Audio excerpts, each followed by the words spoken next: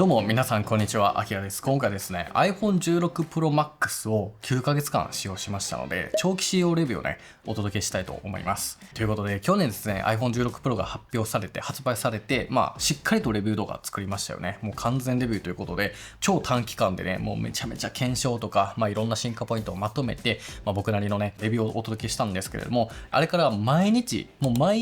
使い続けて、やっぱり今だからこそ分かることも結構たくさんあるんですよね。なのでこのタイミングであの時に興奮したっていう思いはあの時のままで逆に今は落ち着いてねしっかりと使って意外とこういうとここうだったね、意外とこれ良くないよね、意外とここめっちゃいいよねみたいなところが結構見えてきたことがありますので、今回ねこの iPhone 16、16 Pro、16 Pro Max がどういったね機種になってるのか、赤裸々にね全てをね皆さんにお伝えしていこうかと思います。ではね早速やっていこうと思うんですけど、まずですね、僕のねこの端末について皆さんにねお伝えしておきます。これは iPhone 16 Pro Max デザートチタニウムの 1TB モデルになっています。ちょっとね前提でねこの Pro Max であることで容量もたくさんあること、そういったことを踏まえた上でお話しできればと思うんですけれども、今回ですねちょっと各項目ごとに分けて見ていけたらなというふうに思っています。そしたらまずはデザイン重さについて見ていきましょう。まずこの Pro Max ですね約 227g ありますと。なので、結構やっぱ重ためなんですよね。こっち iPhone 15 Pro があるんですけれども、やっぱり一回り大きくて重ための仕様になっています。でこれがどれぐらい重たいのかでいうと、僕ですね車にね iPhone をね充電できるスタンドみたいなものを作っていて、マグセーフでね取り付けて、ナビを見たりとかしてるんですけれども、普通に使う分にはね全然いいんですけれど、ちょっとこうオフロード的な段差があるようなシーンとかに車がね入っていったりとか、ちょっと段差をね超えるような時とかに結構車がガーンと揺れると iPhone がね落ちてしまうんですよね。これがね今までに8回ぐらいはあったかな。なので、結構それだけ重たいんだと思います。で、ケースをね、つけているので、マグセーフが 100% めっちゃ強いわけではないかもしれません。ただですね、やっぱこの15 Pro とかではね、やっぱ起きなかったことにはなるので、やっぱそれだけ重たいということが、ちょっとね、そういったところからは伝わるんじゃないかなというふうに思います。で、あとは大きさに関してなんですけれども、今回ね、16 Pro とか、16 Pro Max っていうのは、15 Pro Pro Max よりも一回り大きくなったんですね。例えば16 Pro Max は 6.7 インチから 6.9 インチになっていて、ベズルもね、明らかにね、広く狭くなってるんですよね。なので、こう画面のね、表示領域とか、画面自体、大きさ自体も大きくなったことによって、よりね、この満足度は上がってますし、特に動画を見るときはすごくね、この画面を大きくなった。で、なおかつスタイリッシュになったこの側面っていうのは、すごくね、僕は好きなポイントです。で、あとはこのデザインに関してなんですけれども、めちゃめちゃいい。デザートチタニウムのカラーね、未だに僕マジで飽きません。毎日持っていても、本当にこのカラーがね、好きで使っているっていうのがあって、ただね、ちょっとね、16 Pro シリーズのね、っていうところが、ここの背面がツルツルすぎるんですよね。なので、ちょっとこう、滑りそうになる、怖さみたいなのが、ちょっと結構ずっとある。で特に手が乾燥してるような時とかが、すごく怖くて、これね、スルッと落ちてしまいそうになるんですよね。なので、そこがね、ちょっとこの不安ポイントではあったりしています。で、あとね、相変わらず、この iPhone のね、ここのレンズの溝部分、に結構ホコリが溜まりやすい。ホコリとかゴミとかが付着しやすくて、でこの16 Pro シリーズも、もちろんですね、ここの、ちょっとねこれ肉眼じゃないと分かりづらいんですけど、ここの溝ら辺に結構ねやっぱりこうゴミが溜まりやすいっていうのがあって、ちょっとこの辺のね掃除が結構ねめんどくさかったりはするかなっていうのは iPhone の Pro シリーズでは結構よくある話ですよね。であと中身に関してなんですけれども、これはね16 Pro とか、そういったものではなく iOS18 から、結構ねこのウィジェットとかホーム画面をカスタマイズすることができるようになりました。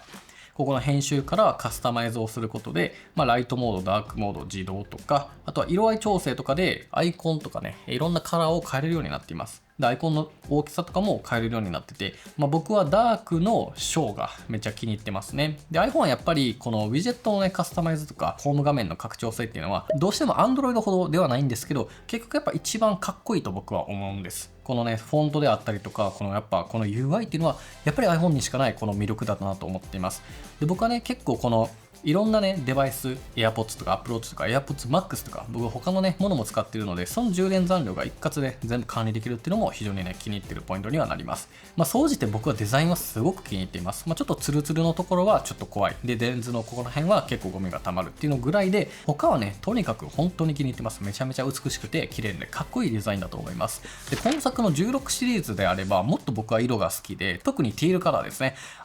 色味はねマジで最高ですね。めちゃゃめちゃ肉眼で見るとね、本当に美しくて、すごい高品質な色をしています。もうこのね、ティールのこの配色っていうのは、僕はね、結構これまでの iPhone の中で、一番ね、好きなんじゃないか。この16 Pro もこのデザートチタニウムの色がめちゃめちゃいいと思うので、今回のね、16は結構、僕個人的には一番ね、ベストなカラーだったなと思っております。はい。はい、というわけで続いて物理ボタン見ていきましょう。15 Pro からですね、アクションボタンが追加されていましたね。で、今回の16 Pro にもアクションボタンがあります。で、16 Pro からはここにカメラコントロールボタンがね、新たについていて、これをね、使うことによってカメラをね、すぐに呼び起こすことができますと。僕はね、ちょっと他のカメラあまりやってるんですけれども、で、このカメラコントロールボタンを押して、こういう風にいろんなこうパラメータを変更させていくことができるという風になっております。これですね、正直あんま使っていません。このね、パラメーターのね、こういったものっていうのは、結局ですね、僕、中身でやっちゃう。こうやって、普通にこっちでもできるんですよね。なので、シャッターも正直、全然画面上で押しちゃうことが多いです。ただですね、起動になると話は別なんですよね。カメラコントロールボタンに僕はブラックマジックカメラを割り当てているので、1回で押すとこういう風に起動しますと。で、他にもアクションボタンには、カメラのビデオ撮影ができるモードに割り当てています。なので、インスタグラムとかサクッと思い出をね、記録しておきたいときは、もうこのアクションボタンを使ってサクッと撮るし、逆にちょっといい感じにね、映像を残したいなっていうときは、カメラコントロールボタンからブラックマジックカメラでしっかりと動画撮影を行うみたいなことを行っております。で、他にもカメラコントロールボタンを長押しするとビジュアルインテリジェンスが開くようになるんですね。なので、何かしらの知りたいものがあれば、このまま押して、検索をしてあげると、これをね、解析して、このビジュアルから検索をかけて、これが何なのかっていうのを見ることができますと。ビジュアルインテリジェンスは、4回くらい使ったかな。でも他は正直使ってないかなっていうぐらいなんで、出番は正直僕のライフスタイルでは少なかったです。ただ、人によってはね、使い勝手はいいんじゃないかなというふうに思ったりはしています。なので、物理ボタンに関しては、ないよりはある方が絶対いいです。というのも、やっぱりポケットから取り出す瞬間に押すことができるので、構えてる時にはもう起動できてるみたいな感じになるし、普通のカメラと、僕のようにブラックマジックカメラを割り当てることもできる。アクションボタンは他のことも割り当てることができたりするので、やっぱ物理ボタンっていうのはないよりはあった方がいいなと思っています。ただ、カメラコントロールボタンに関しては、ちょっとこの内容の役割よりも、例えば指紋認証とか、なんかそっちの方が正直ありがたかったなっていうのは正直あったりはしています。というわけで続いてカメラ性能を見ていきましょう。これ結論から言うと最高です。カメラ性能最高です。僕先日ね iPhone 16 Pro で作った、映像作品をねこのチャンネルでアップロードしたと思うんですけど、見ていただけたでしょうか。これですね全部 iPhone 16 Pro で撮影したんですよね。一部15 Pro でのね、素材もあったりはするんですけれども、基本ほぼほぼ16 Pro Max で撮影した映像たちになってるんですよ。もうこのね映像美が全て iPhone だけで撮れるっていうことを考えると、もうめちゃめちゃ満足度は高いですよね。で、他にも僕最近テスラのねモデル3を購入したんですが、そのねちょっとオープニング映像もこの iPhone で撮ってみました。そのオープニング映像もね結構かっこよく仕上がってると思うんですけど、これ全部ショットの iPhone なんですよ。もうこういったものがサクッと撮れてしまう。で、他のね今までのカメラとかよりもやっぱ手ブレ補正がね簡単に効いたりとか、レンズがねもう3つ入ってるみたいな感じになるので、もうめちゃめちゃねこう機動力が良くて、すごくねこう作品を作れるようにもなったんじゃないかなというふうに思っています。で、カメラ性能ですごくいいなと思うところが、まずは Apple ProRes Log ですよね。本当にこれがね一番すごく気に入っているところです。これはねプロモデルのみになるんですけれども、 Apple Log でね撮影をすることができるようになりました。これ何かというと、髪の毛でいうねブリーチみたいなものなんですよ。例えば皆さんがね赤髪とか青髪とかアッシュ系のカラーに染めたいってなった時に、黒髪に入れても色って変わらないじゃないですか。なってもブラウンぐらいじゃないですか。でもブリーチをして一回脱色をすれば綺麗に色って入りますよね。そんな感じなんですよ、めっちゃ簡単に言うと。なのでこう自分なりに色の編集をしたいみたいな、そういった方にはめちゃめちゃ良くて、ログで撮っておくとすごく綺麗なね世界観で色の編集っていうのをすることができます。今回ね見ていただいた作品は全てねログで撮ってるんですけれども、こういう風なね柔軟性のあるワークフローがね実現できるようになりました。で、このログで撮れることによってハイライトとかシャドウ部分のダイナミックレンジっていうんですけど、ここら辺のねこう情報量をより多く撮ることができるので、よりね黒つぶれ白飛びしないような映像っていうのも撮影できるようになってるんですね。なのでこれだけでもね結構プロで選ぶ価値は僕的にはねあるんじゃないかなというふうに思っているんです。で、ちなみにねこういった色の編集難しそうって思うかもしれないんですけれども、僕こういったねログで撮影して、それをねワンタッチで色をね元に戻したりとか、いろんな色にね変更できるラットパックっていうものをね開発してるんですよ。これね数種種類のね、世界観をね、ワンタッチで実現できるようになってて、で、撮影時にも、それを割り当てることもプレビューしたりとか、あとはもう撮影の時から焼き付けて、もうそれをデータ化して、楽しむこともできたりするみたいな、そういったラットパックになってるんですけれども、こういったカラーのフィルターを取り込んで、自分なりのね、世界観とかで撮影とか編集ができるようなものを、僕のね、ホームページからね、確認することができますので、ぜひね、この Apple ログでのね、撮影を楽しみたい方はね、ぜひこちらもチェックしていただければすごく嬉しいなというふうに思っております。で、そして 4K120 フレームですよ。これもね、やっぱ16 Pro の魅力です。15 Pro はね、4K60 まで、16 Pro は 4K120 フレームまで撮れるようになりました。で、この FPS って何なのかっていうところなんですけど、これは要は1秒間に何枚の写真画像で動画を作るかみたいなところになるんです。で、この 4K120 っていうのは 4K で1秒間に120枚の画像を保存できる撮影ができるというところになるんですね。例えば映画とか、僕の YouTube とかも1秒間に24枚の写真画像を連なって表示させています。なので120枚あれば24フレームっていうのを5個作れるんですよね。なので1秒間に120枚撮っておけばその動画を5秒に引き伸ばすことができる。これが 20% スローになるんですけど、要はめちゃめちゃスローモーションを 4K でできるようになったんです。これがね、めっちゃ大きい進化ポイント。本当にね、これで撮ってるとね、絶対に肉眼ではね、見れないような映像をね、撮ることができますし、僕はね、愛犬を撮影していたりとかで、やっぱりペットがね、すごいスローで走っていったりするとめっちゃ可愛いんですよね。なんかそういったね、ことも見れたりするので、この表現はね、マジでめっちゃ楽しいですよ。で、すごくいいのが、これ UI がね、めちゃめちゃ良くて、そのままね、データにアクセスをして、時計マークみたいなものを押してあげると、そのね、再生スローをね、変更することができるんですよ。なので、編集ソフトとか編集アプリに取り込まなくても、そのデータをそのままスローにできるんですよ。なので、そのまま SNS に共有したりとか、友達に開けたりとかね、そういったことができるので、もうスローとして保存できちゃう。ここがね、結構良さだと僕は思っています。で、他にも僕これね、何も作品だけじゃなくて、結構いろんなね、観察に使ってたんですよね。例えばちょっとね、カメラのシャッターがどういう仕組みなのか、メカシャッターってこう降りるんですけど、それがどう降りてるのかなみたいなのが気になって、ちょっとスローで撮ってみたんですよね。なら、意外とシャッターって1回だけじゃなくてパンパンと降りてるみたいなことが分かったりとかで、なんかそういうちょっと研究的な自由研究みたいな感じで、こういう動きしてるんだっていうのが分かるみたいな、なんかそういうね、スローの世界を見ることができるっていうのがあったりするので、意外とこれ楽しいんですよね。で、特にね、画質劣化がそんなにあるわけでもないので、これ 4K120、しかもね、ログでね、ブラックマジックカメラを使えばログで撮れるので、これ結構僕はね、本当に今回の、めちゃめちゃ良かった機能の1個だなと僕は思っています。強いて言うなら、超広角と望遠側のズームでは撮れないので、ここはね、もう惜しかったなと思っています。で、続いてそのままレンズについて見ていきましょう。今回の16 Pro シリーズは、全部望遠が5倍望遠になりましたね。120mm になってて、15 Pro は望遠が、77mm の3倍望遠になるんです。で、他は超広角と望遠と、標準で一緒なんですが、あとは超広角も4800万画素に対応していますので、より綺麗になりました。夜の撮影にも強くなっているので、やっぱりね、カメラレンズは結構ね、アップグレードはされているような印象があります。ただね、ちょっと望遠レンズに関しては、やっぱまだまだボケないっていうのがあるので、ちょっと F 値をね、もうちょい下げれるようにしてほしいであったりとか、望遠はね、やっぱ暗いので、こう夜のね、シーンもちょっと暗くはなる、ノイズが出やすくなったりするので、もうちょい望遠はね、頑張ってほしさはあるかなといったところが正直なところです。で、あと一つね、iPhone のすごいね、ちょっと嫌なところが一つありまして、レンズフレアとゴーストですよ。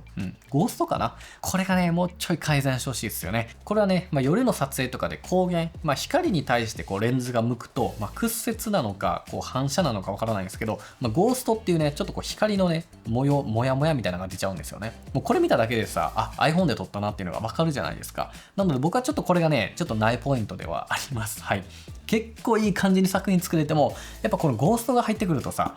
ってなっちゃうんですよね。なかなか編集で消すの難しいからさ、ちょっとこれがね、いよいよ早くなくなってほしいなと思います。はい、という感じかな。とはいえね、カメラ性能めちゃめちゃいいと思いますし、ちょっと先日ですね、Apple さんに、とあるね、撮影ツアーにね、招待していただいたんですよ。まさかのね、是枝監督が iPhone 16 Pro を使って映画を作られたんです。はい、それがね、ラストシーンという映画で、これが5月9日から、もうすでにね、情報解禁されてると思うんですけれども、iPhone 16 Pro だけで映画を作られた。はい、この映画ね、めちゃめちゃ素敵で、すごい良かったんでね、ぜひ皆さん、まだ見てない方は絶対見てくださいよ。これのね、試写会かつ、その撮影ツアーというのをね、ちょっと参加させていただいたんですね。で、この映画、ラストシーンがですね、舞台が鎌倉だったんですよ。で、鎌倉でこの撮影ツアーを、ちょっとロケ地を巡りながら、みんなでこういろんなね、クリエイターが招待されて、ちょっといろいろと撮るようなツアーに参加してきたんですけど、もうめちゃめちゃ楽しかったです。はい。で、楽しかったということをね、報告したいというよりかは、すごくこの作品は素敵だったし、iPhone 16でもここまで撮れるっていうことと、iPhone 16でいろんな機能とか、いろんなこう性能を生かして撮られてる作品になるんですね。もちろんね、脚本とか、すごいこう、ね、そもそもの作品っていうのが素晴らしいんですけど、トータル iPhone で作られたっていうのがまずエグいじゃないですか。映画ですからね。っていうね、体験がね、最近あって、やっぱすごいなと本当に思いました。でちなみにね、このツアーに参加していたクリエイター、日本人だけじゃなくて、韓国チームもいたんですよね。でそこでね、去年僕はLA に Apple さんのね、Mac イベントの方にも招待していただいた時に、出会った参加のクリエイターとね、また再会できたりとか、あとは普段から僕が、ね、見ているね、韓国の YouTuber さんがいたりとか、めっちゃみんな有名なんですよ。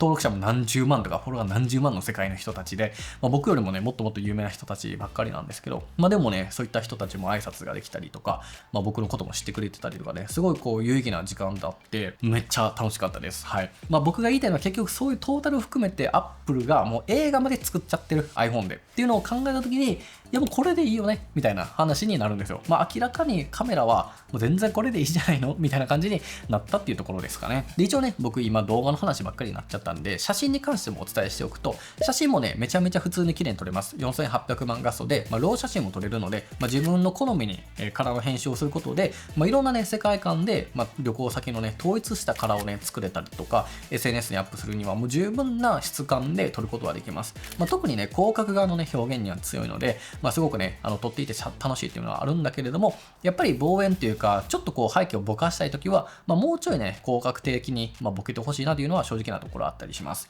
特にこう Xiaomi のね、ウルトラシリーズとかってもっとこうカメラっぽいようなボケができたりとか、よりこうディティール奥深さっていうのがスマホを超えたやっぱ表現になってきてるので、 iPhone はねもうちょい写真がねこう立体的かつ高額のボケが生まれて、写真もねもっと楽しくなると、もう一個上のね楽しさがあるのかなと個人的には思っております。今のところ僕はね動画で結構評価をねしたいなと思っております。はい、というわけで続いてバッテリーと充電について見ていきましょう。この iPhone 16 Pro Max のバッテリーはマジでめちゃめちゃいいんですよ。基本的にね僕オフィスに出勤する日はもうねオフィスで机のねスタンドにつけておけばもうずっと充電してるので、それしかしないんですよ。家帰って寝る前とか、寝る時に充電はしません。一切しません。次の日にまた来て充電するぐらいなんですよね。っていうぐらいまず日常生活で充電器が必要になることがほぼない。デスクに置いておけば。あと1日外で電車とかで移動する場合も基本モバイルバッテリーは必要ありません。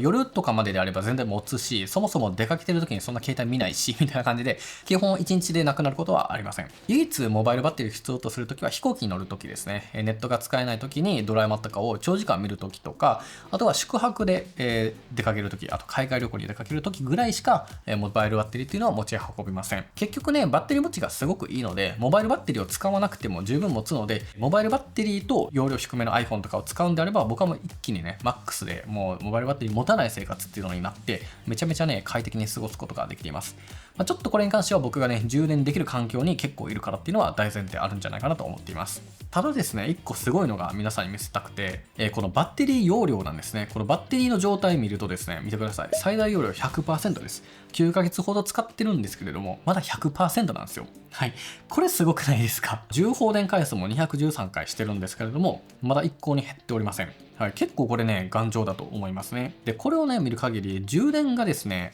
今上限を決めれるようになってるんですよ。なのでこの充電をね最大何%でとどめるかみたいな感じで決めることができるので、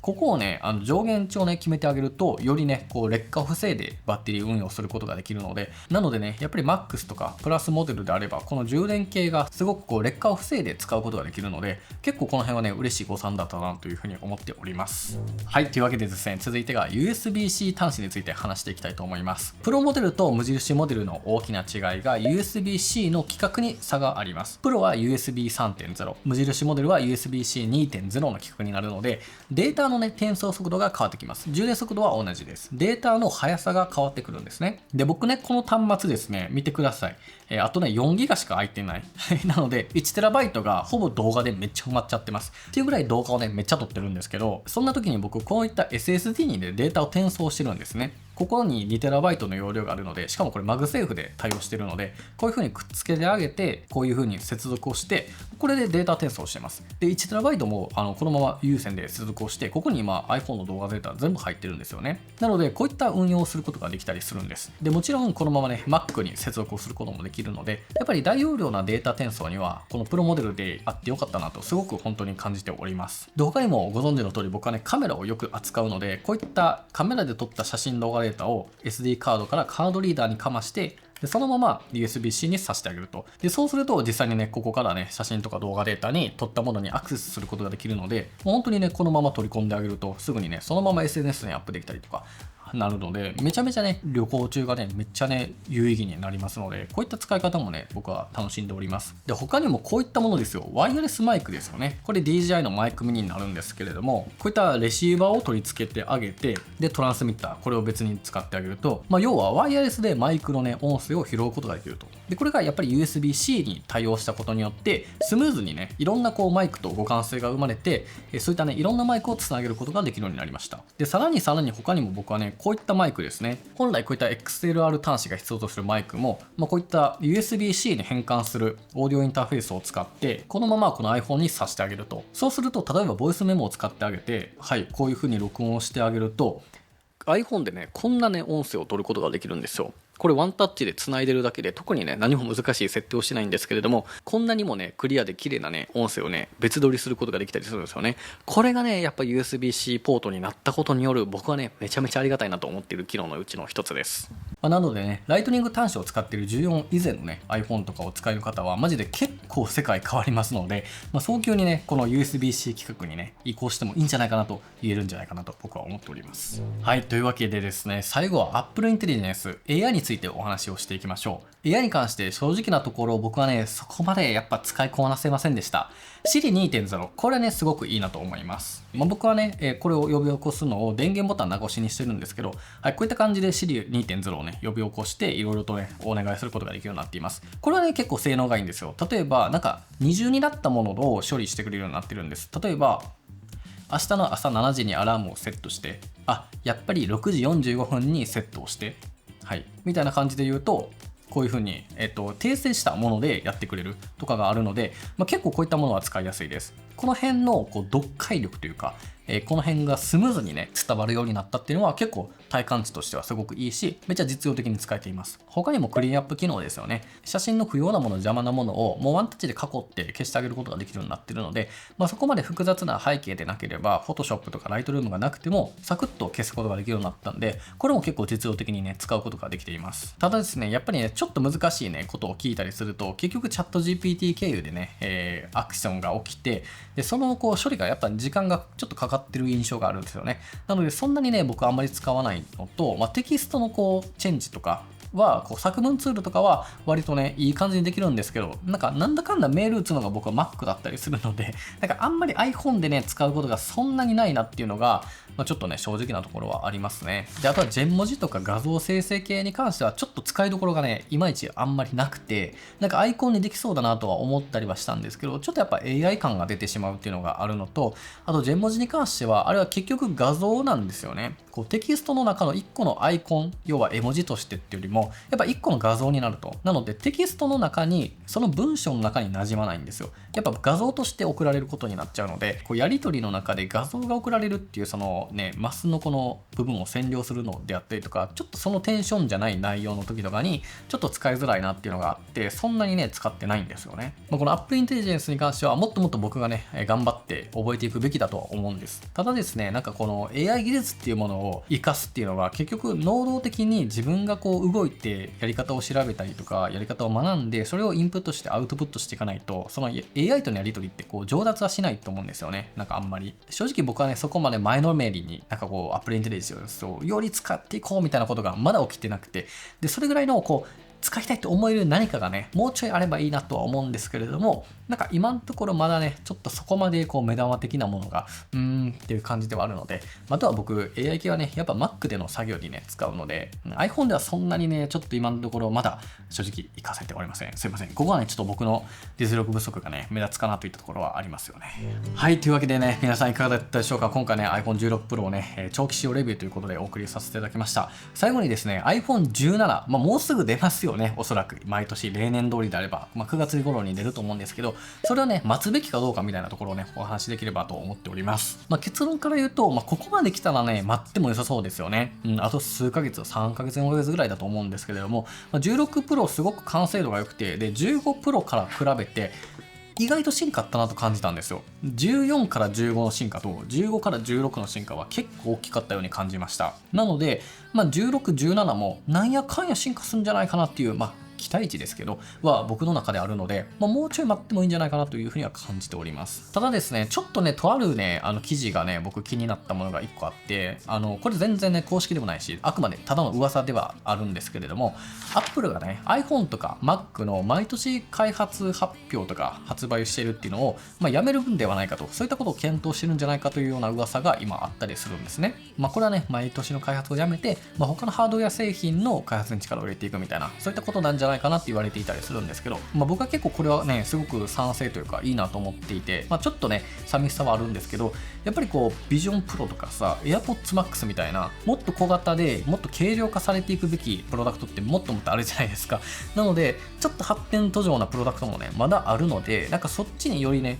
振ったりとか、他の、ウォッチもかもしれないけれども、なんかもうちょいね、こう Mac のディスプレイ関係とかね、もうちょいこう、いろいろとね、力入れてほしいものはね、僕的にはあったりはするので、結構十分、これ以上何を進化を求めればいいかわからない、このスマホをね、毎年毎年こう、技術をね、こう頑張って進化させるってよりも、他の製品に力を入れて、なんかいろいろとね、楽しめるプロダクトが増えていくと、僕はそれはそれでね、いいような気はしているんですよ。これはね、あくまで噂でしかないんで、ちょっと何とも言えないんで、ただのね、参考程度に聞いてもらえたらと思うんですけれども、もし仮に17が来るとして、